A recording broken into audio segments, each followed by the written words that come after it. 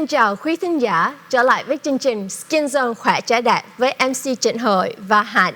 Và hôm nay một người khách xin trở lại lần thứ nhì, đó là luật sư Eve Brackmann. Vâng, xin chào quý vị, trở lại với chương trình cùng với Trinh Hoi. Và hôm nay cái show của chúng ta ai cũng biết đó là khỏe trẻ đẹp, phải không ạ? Thì hôm nay lần đầu tiên trong show của chúng ta, cô Eve Brackmann là một người huấn luyện viên mà đã từng có những cái trung tâm huấn luyện về tập thể dục. Cô sẽ chỉ cho bác sĩ những cái động tác tập làm sao đó để cho con người mình luôn khỏe khoắn. Nhất là trong cái thời dịch bệnh này, chúng ta không được đi ra ngoài, không đi gym được, thì chúng ta ở nhà có thể làm gì để cuộc sống của chúng ta cảm thấy thoải mái hơn, bởi vì thân thể của chúng ta khỏe hơn. Khỏe không phải là chỉ từ trong tâm hồn mà khỏe từ trong cái thân thể của mình. Mà khỏe thì lại giúp cho mình chống được bệnh Covid. That's right. Vâng, so Eve, welcome back to our show. Xin chào. That's right. And you look slightly different than the last show. We all look different because we're gonna have a pretty special kind of display, right? or practice that you're gonna show the doctor, right? Yes. Can you please tell us a bit about why you think it's important, especially during this time? During the COVID time. Yes, during the COVID time. And again, thank you so much, both of you, for having me on the show. It's really my honor to be here. No, it's great to have you again. So as a lawyer, you know, I serve my clients. I'm a lawyer so that I can serve my clients and I can serve the community that we live in. And in terms of fitness, it's my pleasure to share. So I'm writing a cookbook about called Macro My Day. Is the name of my cookbook, and it's about some wonderful ways to eat nutritiously that I learned this year during COVID. I studied it. And also I was telling Dr. Vu that I think the Vietnamese diet, what I know of it, I actually have an adopted Vietnamese cousin who cooked me my first Vietnamese food when I was like 12, and I thought it was great.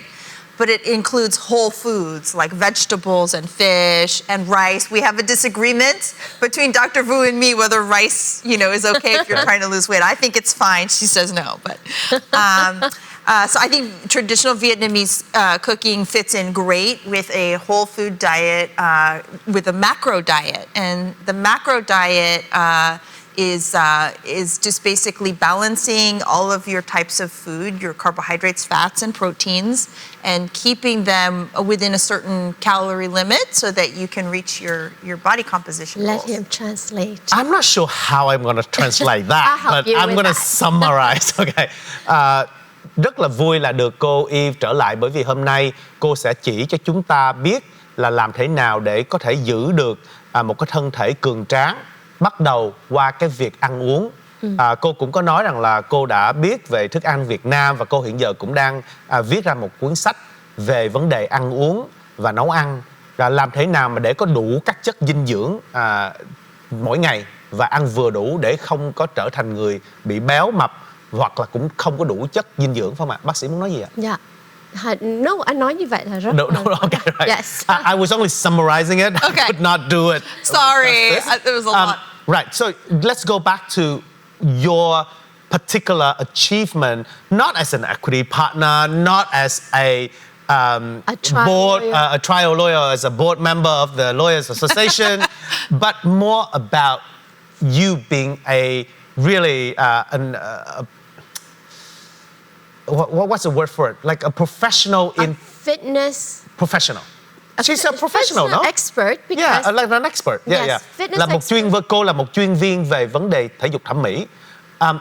Why do you think it's so important right now? And can you tell us a bit about your story? Yes. You got into a competition. You won something. You were down and you were up. What's up?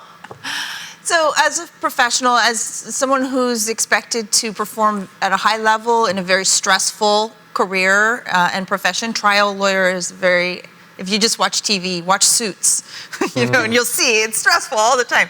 So every year I do a triathlon, at least one triathlon, just sprint. You do? Sprint or Olympic length. I've done sprints. Yeah, Would love to do it with you. Yes. I would love to do it with you. When we have more triathlons, we didn't have any in 2020. Fantastic. Okay, you have to translate now. No. Okay, so God, translate. Đối với cái cô Eve này, cô nói chuyện rất là lý thú nữa, mình quên là mình phải đang làm việc. Cô bảo rằng là hiện giờ đó là đối với những cái người mà đang tập thì nó rất là khó khăn, là bởi vì trong năm vừa rồi không ai được đi tập gì cả. Triathlon là nó gọi là tam thao trường, là vừa bơi, vừa đạp xe đạp và vừa chạy bộ. Thì cô nói năm nay rất tiếc là cô không làm được. Và khi mà là một người luật sư, mà không phải luật sư không mà là trạng sư phải ra tòa cãi, thì cái job nó làm cho mình rất là dễ buồn bực. Nó thành ra là mình cần phải có một cái cuộc sống nó cân bằng hơn. Please go on. So, and I just want to make it clear, I don't hold myself out as a fitness professional anymore. As we mentioned last time, I did have a job as a personal and a career in fitness before I went back to college, but it's been about look at you. 25 years. But she still lived the life of a fitness person. And I'm going to be 50, and I just want to say thank you, Dr. Vu, for making. I don't feel like I look 50, and that's a lot thanks to your aesthetics treatments, which I really appreciate. Thank you. Eating properly is also important for maintaining a healthy, youthful appearance.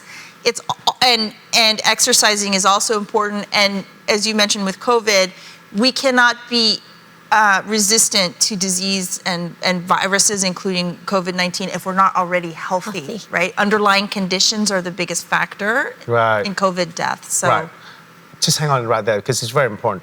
Thưa quý vị, cô có 3 điểm mà cô nói là để làm sao chúng ta có một cuộc sống cân bằng hơn, bất kể là chúng ta có thành công trong cuộc sống, trong sự nghiệp hay không. Thứ nhất đó là về vấn đề ăn uống. Ăn uống phải điều độ, phải không ạ? Cái điều thứ hai đó là cô nói là cần phải, mặc dù cô không phải là cái người gọi là chuyên môn về vấn đề thể dục thẩm mỹ nữa, nhưng cô nói rằng chúng ta nếu mà ăn uống mà điều độ và khỏe mạnh á, thì mình sẽ không có bị những cái vấn đề mà cái bệnh Covid đó nó sẽ làm cho người mình yếu đi.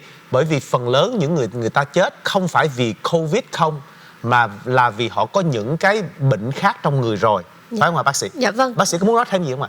Dạ, Hạnh muốn nói thêm là nếu mà mình giữ gìn sức khỏe, đừng có bị high blood pressure, high cholesterol, diabetes là máu đường cao. Nó giúp cho mình đỡ bị bệnh nặng nếu mà mình có đụng chạm với COVID. Yeah. So, the doctor was also just elaborating on that point of yours. So, tell me, then, in practice, what did you do to win something? So there's no triathlons in 2020. And in 2019, in November, I broke up with, I was in a committed relationship in 2019, and I thought this might be the one, but it turned out that he was not bringing his best self, to the relationship on a regular basis, and that's an absolute requirement for me. I bring my best self, and I expect the same thing in return from my partner. So I broke up with him, and then I had some trials, so I was busy. And before you knew it, before I was able to find, my forever relationship, or the next one anyways, I was in lockdown 3 months, zero human contact, just me and my dog for 3 months. Because of COVID lockdown. Because of COVID.